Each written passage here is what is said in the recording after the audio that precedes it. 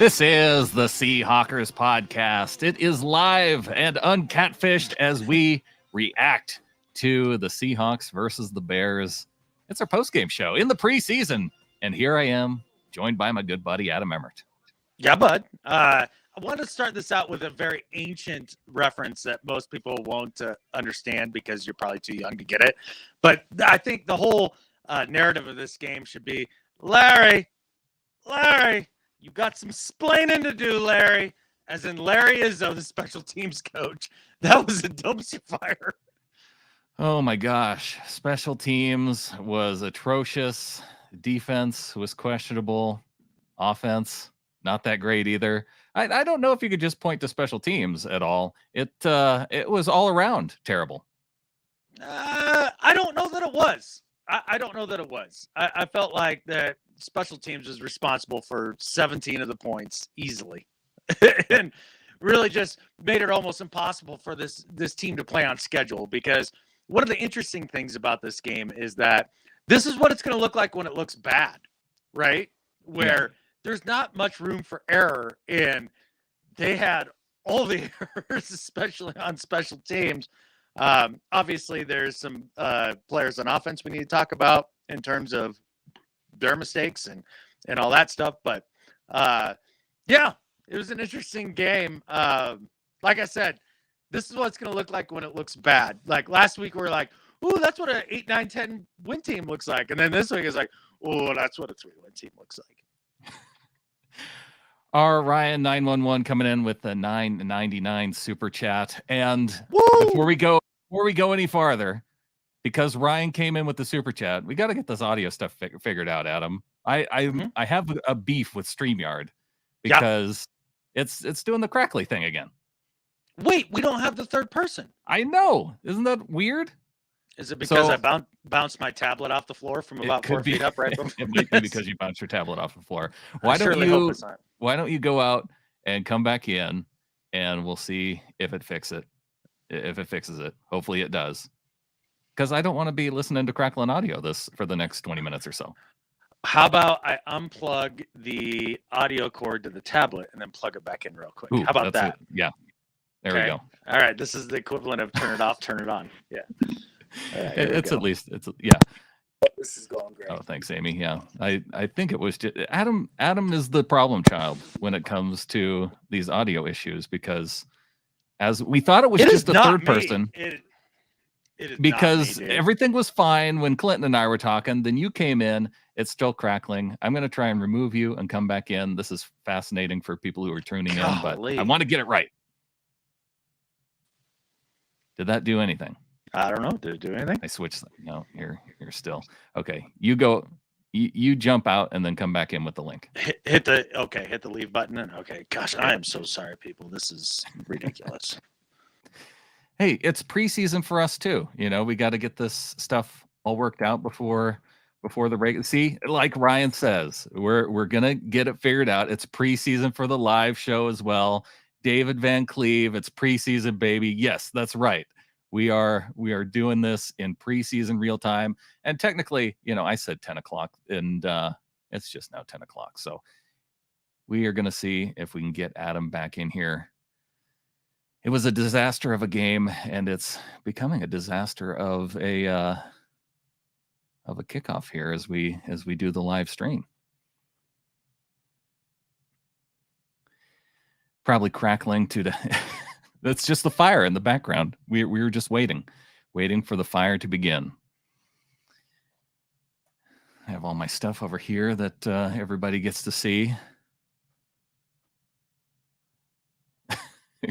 Here we go. All right, man. Oh yeah? Yeah, it's good for now. So what I take away from this is nothing that I did wrong. This is a StreamYard issue, so screw them a little bit. But yeah. Anyways, here we go. All right. Here we go. But in StreamYard fashion, it could pick back up again here in, I don't know, 3 minutes. Can we find a different service, please? we might have to. Mm-hmm. This is the best one for live. So here we go. The Seahawks, yes, a dumpster fire of a game, especially to start off with. If you stuck around until the end of this game, Adam, there was at least something to cheer on as we got to see Jacob Eason lead a touchdown drive. We got to see some good things happen on special teams as they recovered an onside kick. We got to see Michael Dixon's 10th punt of the game. And, if you ever wondered what it would look like when Michael Dixon hits double digits in terms of punting, you got to see it here in the preseason. Well, great. At least one of those was a total, I don't know what it was, the 34-yard punt from basically our own end zone. Like, did he start to get concerned he was out kicking his coverage? Looked like it a little bit. Yeah. It wasn't a great night completely for Dixon. But for him, I'm not that concerned. I'm more concerned about, I don't know, dudes standing on the goal line or looking down and realizing they're standing on the goal line when they're fielding a punt at the goal line. That is Bush League for a veteran. I mean, Justin Coleman has to do better. Like, you can't be standing on the goal line when you catch that. And the thing was, it was kind of like when Brittany destroyed the fly on the TV screen with the bank bag. Like, there was this moment of like triumph and then utter defeat, like right after when she realized. Yeah, he got his hands on the ball, and then he looked down, and it's no. Yeah, exactly. So between the muff punt from Kay Johnson, between all of the big returns that they gave up, I mean, most of the touchdowns the Bears scored, I think maybe all of them were set up by either a huge return or a muff punt. Well, the muff punt was, I think, was that Johnson just letting it slide between his legs and actually pushing it toward the goal line just to give him that little bit of extra oomph to help it get over the goal line. It's almost he used his forearms as like shoots to like just shoot it between his legs right down back there. But and then when he saw it between his feet, it was like he batted it backward a little bit. Right. It couldn't have gone any worse. It honestly couldn't from a special teams perspective, and that shows you how important that third of the game was. I mean, I was talking about, well, if we get good Myers, what a big deal that might be for us. And then you see him go out there and miss a 47 one with that knuckleball thing that came off of his foot. Started out way left, and then it just really curved right. And then just to watch the offense struggle on third down. And Amy, I hear you, darling. Like we are absolutely going to talk about the penalties because there was one player in particular that caught my eye that way, or actually two. And yeah, it was a Fetty, wasn't it? Freaking a Fetty. He didn't even play for the Bears, so I don't know where Fetty is. Maybe he's not even on the Bears anymore. I don't know what happened to him. But I think the ghost of a Fetty inhabited one of our offensive linemen. Do we want to talk about Charles right now? Charles the way Cross. that he killed 4 drives with false starts. That was rough. That was rough. But like, I'm glad that happened today. And he will never, I promise you that will never happen to him again, ever. He might have 1, he might have 2. He will never have 4 again. Or never. Or 5. I think he hit 5. Did he hit 5? I think he hit 5. Wow, that's he's gonna get roasted by the vets on that. Because I knew that 3 is a hat trick or a turkey in bowling. Yeah. And then I think if you go 0 for 4 in baseball, it's a golden sombrero. But I don't know what 5 is for sports. So yes, Amy confirming in the chat, 5 penalties for Charles Cross. That's rough, bud. But yeah, I do know that 3 is a U problem. And so he needs to get that cleaned up. And I loved how the announcers too, like it was the former Orlovsky, the former quarterback for the Lions. He's like, well, he worked most of the week with Drew Lock, and so the cadence gets him all confused and everything. I was like, dude, you don't know what the bleep you are talking about, brother. Like, he played one practice with Lock with the ones. Come on now. Yeah, there were a few things. Orlovsky was, I don't know if he was trying to homer it up for Seahawks fans or if he just was feeling sorry for Seahawks fans throughout the game and just saying, oh, well, it's preseason and, things are going to get better. There's 20 people. There's 20 guys that aren't even playing. So, yeah. Well, him and Riddick. Riddick has been out for the last couple of days being like, this team's better than they seem to be in the national media eyes, and they've got a lot more talent here. And he was kind of championing that throughout the game as well. So I do appreciate that. And Ryan coming in with the comment here that Lewis has an ankle sprain and no break, and thank goodness, man, because that was one of those, like, I was just like, oh my god, in this and this, like, please, I don't need that. But maybe a high ankle sprain, so maybe that's one of those things that keeps him out for a while. But no break, that sounds good.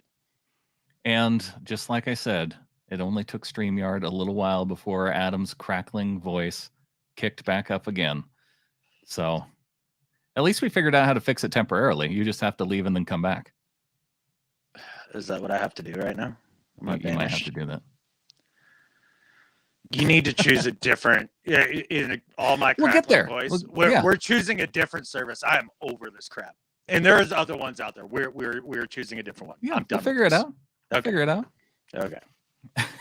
You might get to see a live technology reaction from Adam, because normally I cut that stuff out when we have these technology issues.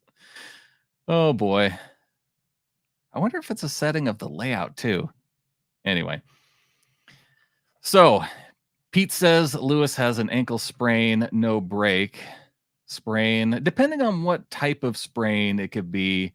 It may be something that he could come back from. You never want to see the cart come out though, and the air cast. It's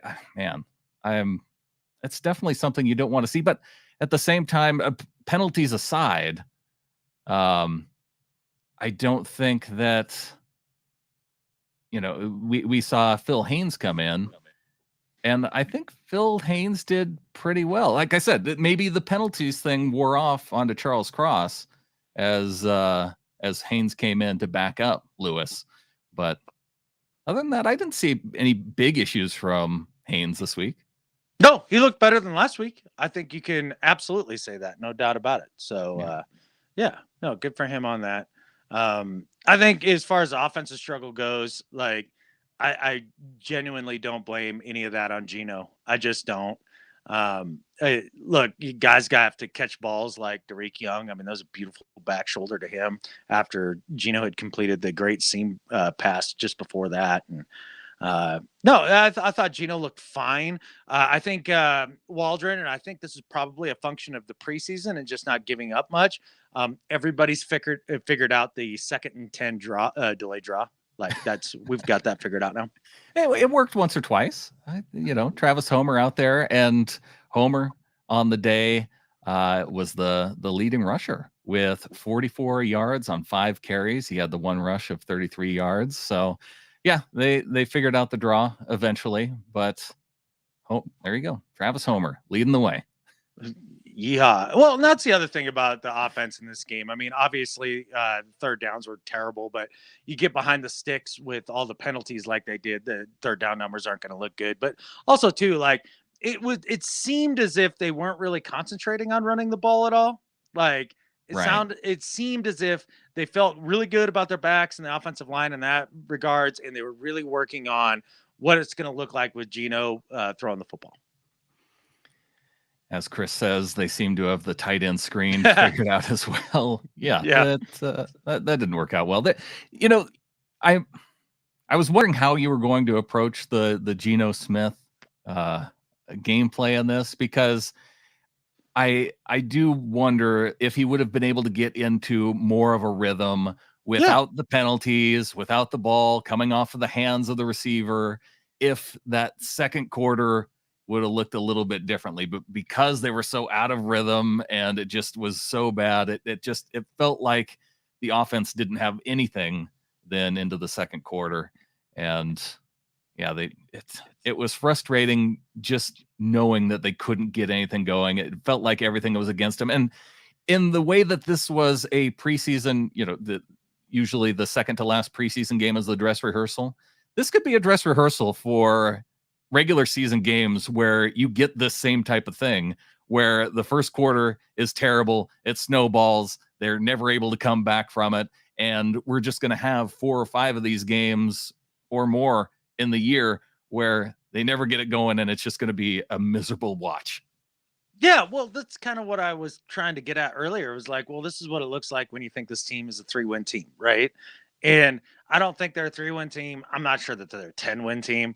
So the truth is somewhere in the middle. You're not as good as your best, and you're as bad as your worst. And I don't think special teams is going to put them behind the ball like that again throughout the season. I mean, in that manner. I mean, that was just outrageous.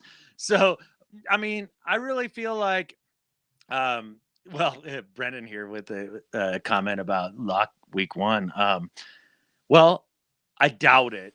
It would be interesting if they start him week 3 and he plays really, really well.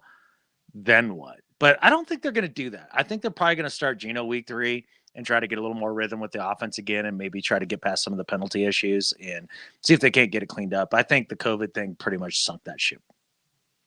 Unfortunately for Drew, that's probably the case. Would they even chance it? Would they start him week 3, knowing that he had the plan was for that to be in week 2, and now to just shift that to week 3? I don't know. I could kind of see it after this week. I'm not opposed to it. Shoot, I'm not opposed to. Well, no, I am kind of opposed to Eason getting the start. It was fun toward the end, but I think we know that Jacob Eason's not better than Drew or Geno. He is a functional John Skelton. Yeah, he could be the number. I'm just glad we didn't have to see Penny Hart come in, and although that could have been fun too. Could have been fun, but in a way. Yeah, just kind of overall a dumpster fire. I guess if I want to bang on the negatives here again for just a second, Marquise Blair is going to be that guy that everybody's like, wow, they cut him. Yeah. And I'm not just talking about the personal foul. Like, he missed 3 tackles before then, at least, and missed a bunch in the first week. He's a shoulder tackler. Look, every single time I see him coming into the frame. Now he can lay the wood, but or the helmet. But that's only good when you actually make the play. And if you're making the play 1 out of 4 times, it's not going to cut it. No, I liked more of what I saw from the other safety, Josh Jones. Josh Jones, yeah. He had the big tackle, and I mean overall too. Can't you say that the tackling as a whole was better than week 1? Only because it was better. It was better. It wasn't great, but it was better. Great, but it was better. It was an improvement, and I think that's something that you got to take away from this as well. And then, again, I mean, it's not all the dudes out there. I also thought that Nuoso looked good out there. Like, he was creating some havoc. He maybe didn't finish a lot of plays, but he was getting guys off their spots and really kind of disrupting things. Oh, yeah. There was some. The one guy on defense I definitely wanted to call out though was Iggy, our guy Iggy. He got the goal line tackle right at the end, saved a touchdown. They kept him out of the end zone, kept the score from getting. We don't want to see the Bears get into the 30s against us. Sure, I don't know. I seriously could care less about a preseason game about the score, but at the end of the day, that was exactly where I was going. Brendan, was the play before. Kobe Bryant had a nice play on that goal line stand as well, and even Woolen, I think, had a nice showing tonight for the most part. It's way better than week 1. So for those rookie corners that got torched a little bit, definitely improvement. Definitely an improvement. So while we're troubleshooting this, Adam, because the crackling's back. Okay, well, I've got 3%, so just keep that in mind. Can you turn down your audio just a little bit to see if that happens to fix it? You made me turn it up last time. I know. But that was for a different reason. Now we're live. We might just have to have 2 volume ports, and don't let the tablet fall on you. This is again. Thanks for everybody for tuning in tonight as we talk about a craptastic preseason game, and we have some craptastic audio issues as well as. It's this stupid service. You keep blaming it on my stuff. It's not me, dude. My recordings come through good. I go on Zoom. It's fine. It's fucking StreamYard, this piece of junk service that doesn't work worth a shit. There we go.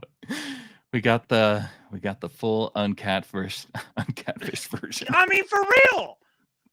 I'm All not right. taking bullets when it ain't me, man. I ain't doing it. When it's on me, I'll take it.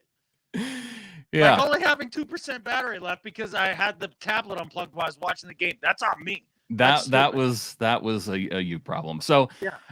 well, we covered it pretty well in terms of this game. Dumpster fire, basically due to receivers not being able to catch the ball. Yep. Special teams being terrible. Yep. Defense still relatively unable to tackle, but a little bit better. Yeah. And penalties. Penalties was enormous. And defense getting gashed up the middle in the run game, even with some of our starter big boys in. That was alarming. That was a little bit alarming too. Yeah. All right. Well, we'll have to see how it goes. There's one more week of preseason left. Hey, as Orlovsky said, that winless Lions team, they went undefeated in the preseason. So, maybe the Seahawks, they pick up one win and then we have a 500 season. You never know what's going to happen from the preseason to the regular season. Thanks to everybody for tuning in as we record this live. And we'll have to figure out what we're using next time to record live because I have a video link to send to you. I researched this because it's been you pissing researched me off it just as we're doing this. Adam's researching other services. No. I did this 5 days ago. Yeah. Okay, cool. Nate, well, we will have. Dude, thank you, buddy. Even throughout our struggles, man, I appreciate you, checking in with us and, chipping in a couple bucks. Appreciate it a ton, man. And I'll be coming at you guys from the road here over the next week. Nate helping to pay for whatever service we're going to be using next week. Really appreciate it. Whatever. Appreciate you. Appreciate Ryan. Adam. Just so, but then we'll miss the catfishes. We'll figure it out. But thanks for everybody for tuning in. And until next time, there's only one thing left to say. Go Hawks. Go Hawks. 1%. I don't. Oh, there's my. Hey, there it is. There it is. I held it. Man, preseason's for us too.